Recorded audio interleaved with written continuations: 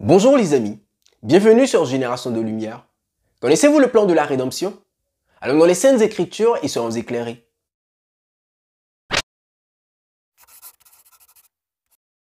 Parce que l'homme avait transgressé la loi de Dieu, il était destiné à la destruction éternelle.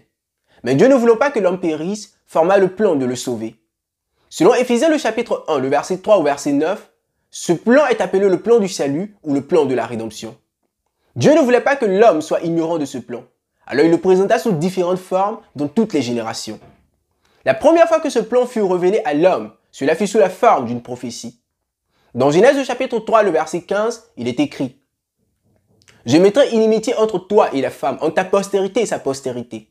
Celle-ci t'écrasera la tête et tu lui blesseras le talon. » Selon l'apôtre Paul, ces paroles ont vu le jour dans la venue de Jésus-Christ. C'est pour cela qu'il écrit dans Galates chapitre 4, le verset 4 au verset 5. Mais lorsque les temps ont été accomplis, Dieu a envoyé son Fils, né d'une femme, né sous la loi, afin qu'il rachetât ceux qui étaient sous la loi, afin que nous reçussions l'adoption. La deuxième fois que ce plan a été présenté, cela fut un acte de la part de l'Éternel.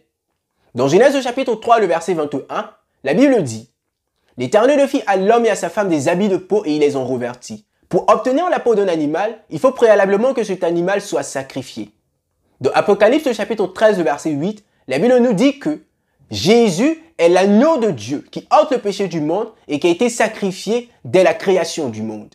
La troisième fois que ce plan fut révélé à l'homme fut sous la forme d'un puzzle. Depuis Adam jusqu'à Noé, nous comptons 10 générations. Adam, qui signifie homme. Seth, en substitut de. Enoch, fils de l'homme. Kenan, possesseur. Mahalalel, louange de Dieu. Jéred, descendra. Enoch, consacré, mis à part pour Dieu. Métuchéla, à sa mort le déluge. Lémec, puissant. Et Noé, repos. En connectant la signification de ces noms, nous obtenons la phrase suivante. L'homme donné en substitut des fils des hommes, possédant la louange de Dieu, descendra, se consacrera à Dieu. À sa mort, le déluge apportera puissance et repos. Il y eut plusieurs formes de présentation du plan de la rédemption, afin de frapper l'esprit humain et de permettre à ce que l'homme le plus simple ne puisse pas s'égarer. Toutefois, la présentation la plus complète et la plus claire demeure le sanctuaire terrestre. Il nous révèle le chemin de la vie, le processus que doit suivre le pécheur pour retourner en Éden. Le sanctuaire était divisé en 3 compartiments principaux, le parvis, le lieu saint et le lieu très saint, ce qui correspondent aux différentes étapes du plan de la rédemption, que sont la justification, la sanctification et la glorification. En quoi consiste la justification? Le sanctuaire était accessible seulement par une porte, par laquelle entrait le pécheur avec son agneau sacrificiel. Dans Jean le chapitre 10, le verset 7, Jésus déclare « Je suis la porte des brebis ». Notons qu'il n'y avait pas d'autre porte, même pas d'issue de secours. Pourquoi?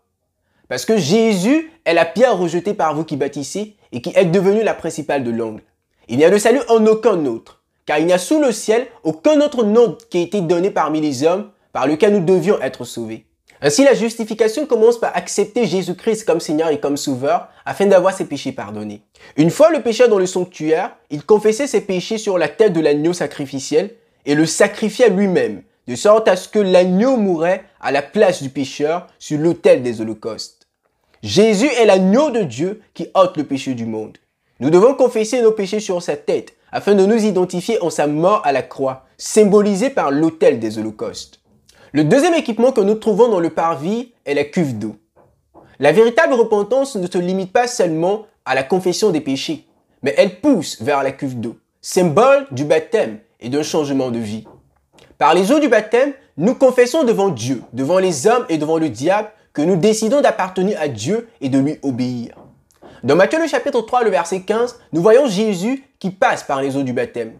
Non pas parce qu'il a un péché à confesser, mais il nous révèle le chemin de la rédemption.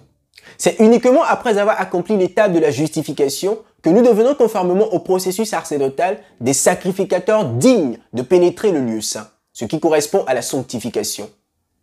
Dans Exode le chapitre 40, le verset 22 au verset 27, la Bible nous révèle que le lieu saint contenait 3 équipements particuliers. La table des pains sans levain, le chandelier d'or à 7 branches et l'autel des parfums. Ces différents équipements symbolisent 3 choses particulières. Dans Apocalypse chapitre 5, le verset 8, la Bible nous révèle que l'autel des parfums correspond à la prière. Dans Matthieu le chapitre 4, le verset 4, Jésus nous affirme que la table des pains sans levain représente la parole de Dieu. Dans Apocalypse le chapitre 1, le verset 20, il nous fait comprendre que le chandelier d'or à 7 branches symbolise le peuple de Dieu plein de l'huile de l'onction. Le sacrificateur faisait chaque jour le service journalier dans le lieu saint. Dans 1 Corinthiens le chapitre 6, le verset 19, l'apôtre Paul affirme: « Ne savez-vous pas que votre corps est le temple du Saint-Esprit, qui est en vous, que vous avez reçu de Dieu, et que vous ne vous appartenez point à vous-même? Notre corps est un temple pour Dieu, et chacun de nous est appelé à être un sacrificateur et à effectuer le service journalier dans son propre corps, en offrant sa vie comme un sacrifice vivant, un parfum de bonne odeur par la prière, l'obéissance à la parole de Dieu, et une vie pleine de l'Esprit de Dieu qui pousse à l'évangélisation. » Ce triangle formé par ces 3 équipements symbolisant la prière, la parole de Dieu et la plénitude de l'Esprit est ce qu'un théologien a appelé le triangle de la sanctification. De même qu'en quelques lieux où soit le cadavre, là s'assembleront les aigles, le lieu saint ou le triangle de la sanctification est l'usine dans laquelle Dieu nous sanctifie et nous transforme en son image. Le dernier compartiment du sanctuaire, mais non pas le moindre, est le lieu très saint. Selon Exode le chapitre 40, le verset 20 au verset 21, le lieu très saint contenait seulement un seul équipement, dans lequel étaient conservées les 2 tables du témoignage, la verge d'Aaron qui avait fleuri et un vase de terre contenant un omer de manne. Au-dessus de l'arche du témoignage, il y avait 2 chérubins, au milieu desquels apparaissait la Shekinah, la gloire de Dieu. L'arche de l'alliance symbolise le trône de Dieu. Dans Apocalypse chapitre 3, le verset 21, Jésus déclare: « Celui qui vaincra, je le ferai asseoir avec moi sur mon trône. Comme moi j'ai vaincu, je me suis assis avec mon Père sur son trône. » Si nous demeurons fermes et combattons le bon combat, si nous suivons le Seigneur selon le plan que lui-même a tracé afin de nous ramener à lui, Jésus viendra nous prendre et nous serons glorifiés avec lui. Nous aurons des trônes dans le ciel. La seule question qui me reste à te poser: où te situes-tu sur le plan de la rédemption?